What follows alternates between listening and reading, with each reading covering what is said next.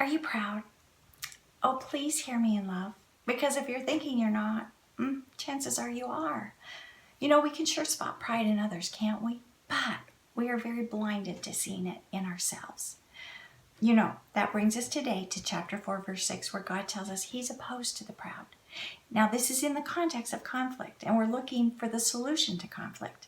But to understand the solution, God is telling us the problem, and it's pride. Pride is the source of every conflict.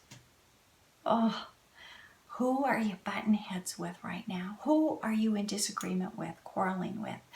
Because you and I need to realize that pride is there behind the scene. In fact, did you know that pride is the original sin in heaven? Yes. Satan was booted out of heaven, separated from God because of his pride to be equal with God. And then he used that to entice Eve in the garden, telling her she could be like God, and her pride separated her from God.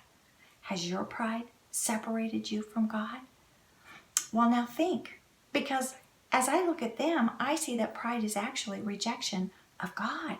Well, those of us with true faith, we don't reject God, we love God. So that tells us that pride does not belong in believers, and yet it stalks us, doesn't it?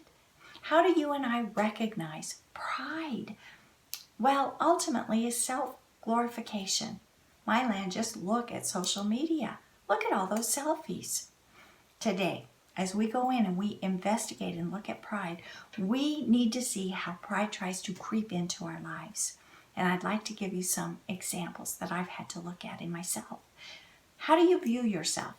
Do you have a high opinion of yourself? Do you think you're better than others? Are you self-centered? Do you have this constant need for attention? What about your conversation? Is it always I, me, me, me? You talk about yourself constantly, or do you dominate the conversation and you really don't listen to others? Or are you a fault finder of others? Are you judgmental and critical? In fact, you might be thinking of somebody who might need to hear this instead of seeing that you might need to hear this. What about knowledge? Has it puffed you up? Is it hard for you to take advice or admit when you're wrong? These are just a few signs of pride.